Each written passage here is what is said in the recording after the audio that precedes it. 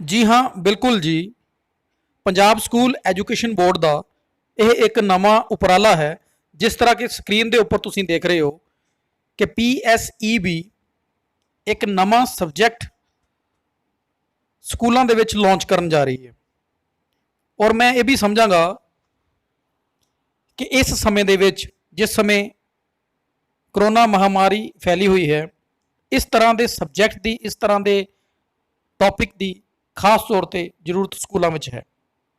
ਔਰ ਇਹਨੂੰ ਇੱਕ ਪੂਰੀ ਤਰ੍ਹਾਂ ਇੱਕ ਫੁੱਲ ਫਲੈਜਡ ਸਬਜੈਕਟ ਦੇ ਰੂਪ ਦੇ ਉੱਪਰ, ਇੱਕ ਮੈਂਡੇਟਰੀ ਸਬਜੈਕਟ ਦੇ ਰੂਪ ਦੇ ਵਿੱਚ ਸਕੂਲਾਂ ਵਿੱਚ ਰੱਖਣਾ ਇੱਕ ਬਹੁਤ ਹੀ ਵਧੀਆ ਕਾਰਗੁਜ਼ਾਰੀ ਹੈ।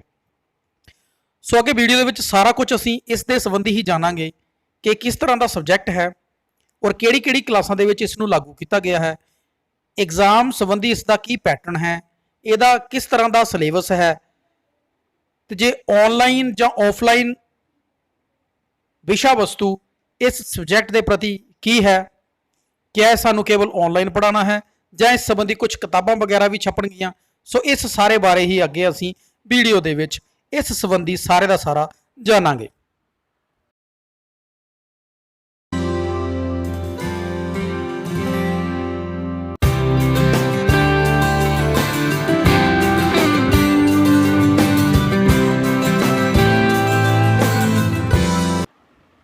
ਸੋ ਪੰਜਾਬ ਸਕੂਲ ਐਜੂਕੇਸ਼ਨ ਬੋਰਡ ਦੁਆਰਾ ਜਿਸ ਨਵੇਂ ਸਬਜੈਕਟ ਨੂੰ ਲਾਂਚ ਕੀਤਾ ਗਿਆ ਹੈ ਜਾਂ ਇੰਟਰੋਡਿਊਸ ਕੀਤਾ ਗਿਆ ਹੈ, ਉਸ ਸਬਜੈਕਟ ਦਾ ਨਾਮ ਹੈ ਵੈਲਕਮ ਲਾਈਫ ਜਾਂ ਸਵਾਗਤ ਜ਼ਿੰਦਗੀ।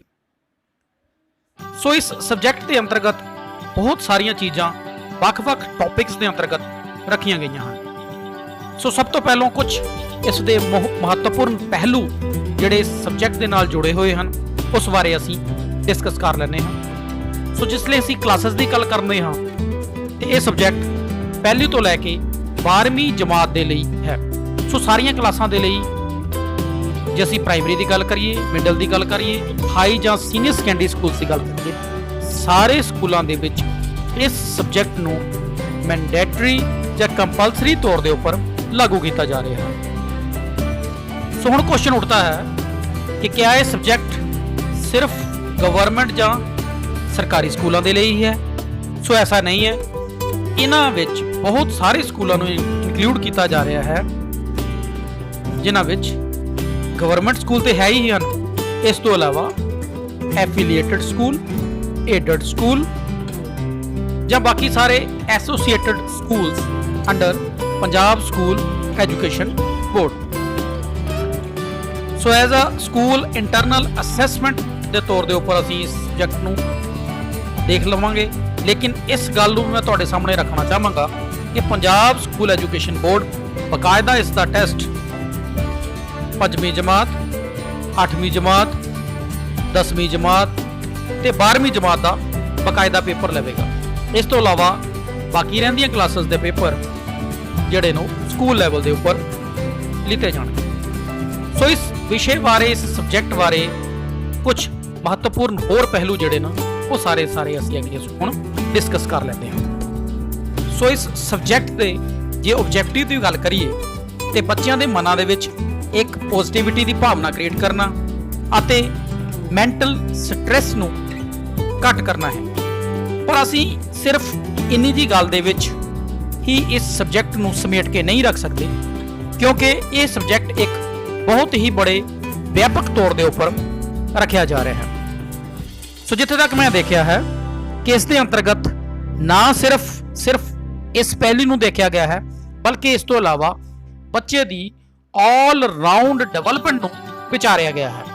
ਸੋ ਇਸ ਬਾਰੇ ਥੋੜਾ ਅੱਗੇ ਅਸੀਂ ਹੋਰ ਸਮਝ ਲਵਾਂਗੇ। ਪ੍ਰਾਇਮਰੀ ਵਰਗ ਦੀ ਜੇ ਅਸੀਂ ਗੱਲ ਕਰੀਏ, ਸੋ ਇਸ ਵਿਸ਼ੇ ਦੇ ਨਾਲ ਸੰਬੰਧਿਤ ਬੇਸਿਕਸ ਨੂੰ ਰੱਖਿਆ ਗਿਆ ਹੈ। ਖਾਸ ਤੌਰ ਤੇ ਕਲੀਨਿਨੈਸ, ਹਾਈਜੀਨ ਬਾਰੇ ਖਾਸ ਜ਼ੋਰ ਦਿੱਤਾ ਗਿਆ ਹੈ। ਬੇਸਿਕ ਕਿਰਿਆਵਾਂ ਜਿਵੇਂ ਕਿ ਹੈਂਡ ਵਾਸ਼ ਜਾਂ ਆਪਣੀ ਬੇਸਿਕ ਸਾਫ਼ ਸਫਾਈ ਰੱਖਣਾ, ਇਹਨਾਂ ਸਾਰੀਆਂ ਗੱਲਾਂ ਨੂੰ ਖਾਸ ਤੌਰ ਤੇ ਪ੍ਰਾਇਮਰੀ ਸੈਸ਼ਨ ਵਿੱਚ ਰੱਖਿਆ ਗਿਆ ਹੈ। ਸੋ ਅੱਗੇ ਜੇ ਅਸੀਂ 10th ਲੈਵਲ ਤੱਕ ਗੱਲ ਕਰੀਏ, ਸੋ ਇਸ ਵਿੱਚ ਬਹੁਤ ਸਾਰੀਆਂ ਚੀਜ਼ਾਂ ਨੂੰ, ਜਿਵੇਂ ਕਿ ਸਟ੍ਰੈਸ ਮੈਨੇਜਮੈਂਟ, ਐਡੋਲਸੈਂਸ ਏਜ ਸੰਬੰਧੀ ਵੱਖ-ਵੱਖ ਤਰ੍ਹਾਂ ਦੇ ਇਸ਼ੂ, ਔਰ ਬੱਚਿਆਂ ਦੇ ਮਨਾਂ ਦੇ ਵਿੱਚ ਐਲਡਰ ਸੰਬੰਧੀ ਉਹਨਾਂ ਦੇ ਰਿਸਪੈਕਟ ਸੰਬੰਧੀ ਭਾਵਨਾ ਨੂੰ ਕ੍ਰੀਏਟ ਕਰਨਾ।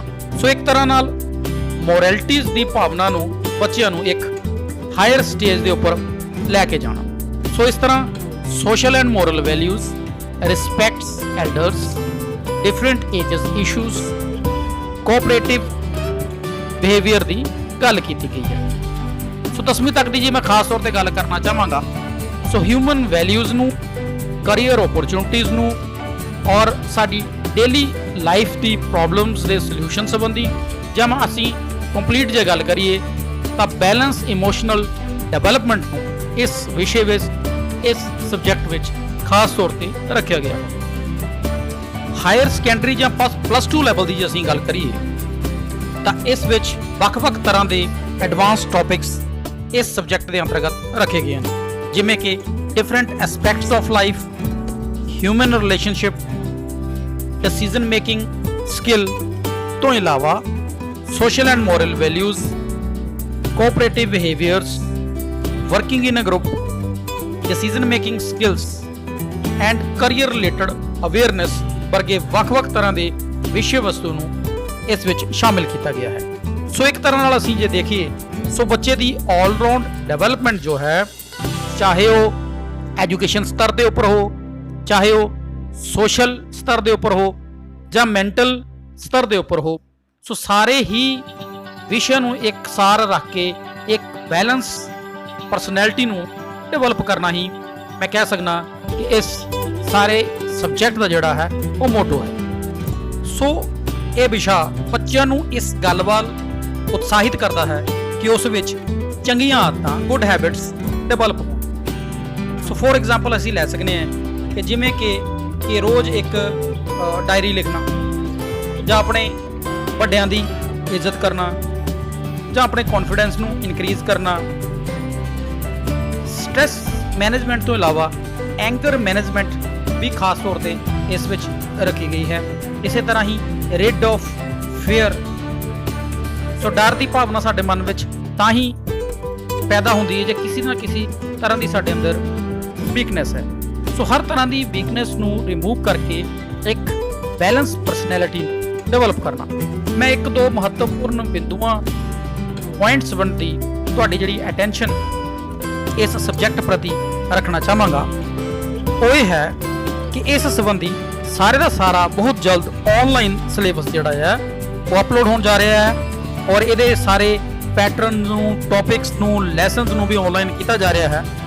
ਔਰ ਪੰਜਾਬ ਸਕੂਲ ਐਜੂਕੇਸ਼ਨ ਬੋਰਡ ਦਾ ਇਹ ਵੀ ਜ਼ਿਕਰ ਹੈ ਕਿ ਇਸ ਸੰਬੰਧੀ ਜਿਹੜੀਆਂ ਕਿਤਾਬਾਂ ਵੀ ਜਲਦ ਛਪਣ ਜਾ ਰਹੀਆਂ। ਸੋ ਆਓ ਸਾਰੇ ਰਲ ਮਿਲ ਕੇ ਇਸ ਨਵੇਂ ਸਬਜੈਕਟ ਦਾ, ਨਵੇਂ ਵਿਸ਼ੇ ਦਾ ਸਵਾਗਤ ਕਰੀਏ ਤੇ ਬੱਚਿਆਂ ਨੂੰ ਇਸ ਵੱਲ ਉਤਸ਼ਾਹਿਤ ਕਰੀਏ। ਮੈਂ ਵੀ ਇੱਕ ਛੋਟਾ ਜਿਹਾ ਉਪਰਾਲਾ ਇਸ ਸੰਬੰਧੀ ਕੀਤਾ ਹੈ। ਤੁਹਾਡਾ ਸਾਰਿਆਂ ਦਾ ਸੁਣਨ ਦੇ ਲਈ ਬਹੁਤ ਬਹੁਤ ਧੰਨਵਾਦ ਜੀ।